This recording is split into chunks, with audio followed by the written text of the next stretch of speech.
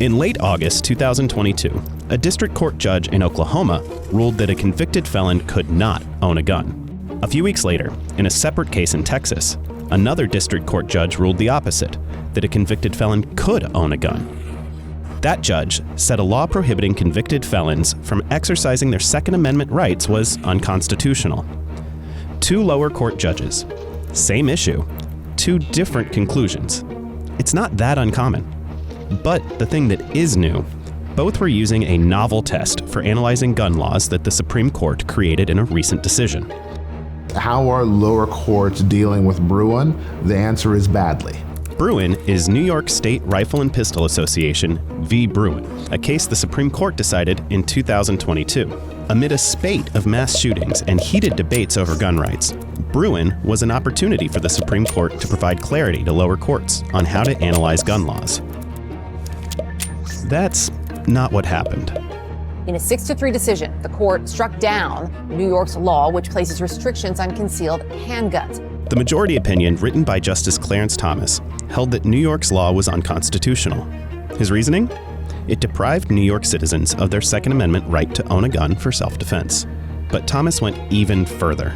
The majority in Bruen says that all gun regulations in the United States need to be analyzed to see if they comport with some tradition, some history of American gun regulation. Daryl Miller is co-director of the Duke Center for Firearms Law. He says, prior to Bruen, when considering a law that impacted the rights of gun owners, lower courts used a test that asked whether the law advanced an important government interest, like public safety.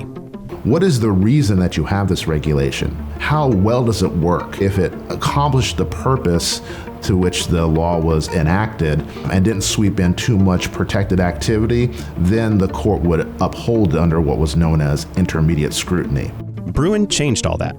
The court adopted a new test, whether a law is consistent with the nation's historical tradition of firearm regulation.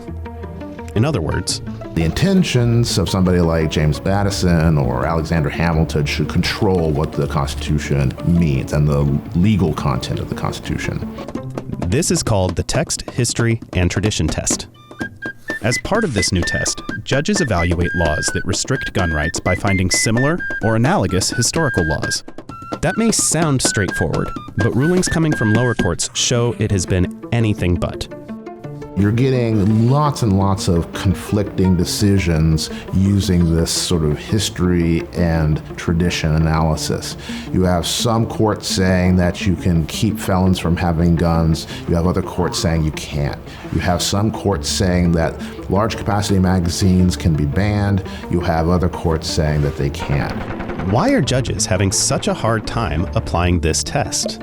Judges are generalists. They're not historians. They aren't steeped in the way people behaved, operated, understood things in the 1700s. In his dissent to Bruen, Justice Stephen Breyer noted one major challenge. How do laws addressing ancient weaponry inform how a judge should rule on laws addressing modern guns? Another issue? History isn't always so clear.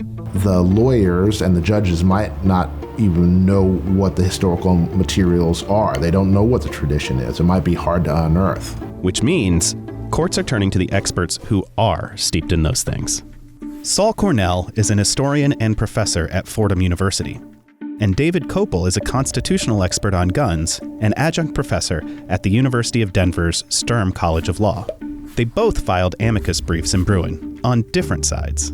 If nobody has firearms, then a country could easily be overrun by some foreign tyrant or a military dictatorship. Regulation is not the opposite of liberty. We asked the professors for historical arguments for and against one scenario in particular of where guns should be allowed. It was on the justices' minds during oral arguments in Bruen. New York City subways. By subway. Under Bruen, how should judges evaluate a ban on guns on mass transit, which of course didn't exist at the country's founding? Challenge number 1, finding an analogy. Do we go looking at stagecoaches, at riverboats? What are we supposed to analogize? You might say subways are fairly similar to railroads. And so what were the laws that did or did not ban people from being able to lawfully defend themselves on a railroad. Challenge 2, determining the meaning of the historical law at the time it was enacted.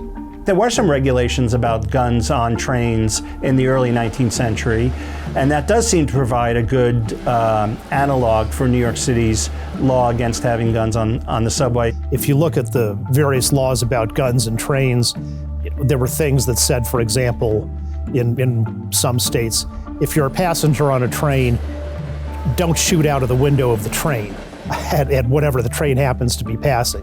But that's very different from saying you can't even possess a firearm for protection on the train. So, where does this leave things? Lower courts are really struggling with figuring out how to apply this history and tradition test to modern problems like guns on airplanes or assault rifles. In its October 2023 term, the Supreme Court heard its first gun case since Bruen.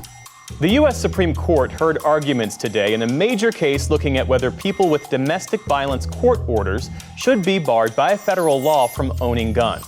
A majority of the justices expressed a reluctance to strike down the federal law, signaling that gun rights may have some limits. One thing is clear. After upending decades of how courts analyze gun laws in America, there will likely be many more cases to come.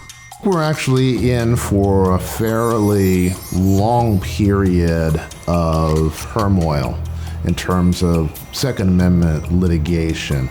A lot of the judges that were appointed, especially during the Trump administration, really believe in this sort of text, history, and tradition approach. And they aren't swayed by the fact that there are actually many, many laws that have been on the books for sometimes 100 years that should be preserved. We're going to get a lot of surprising decisions by lower courts, and the Supreme Court's going to have to weigh in many times.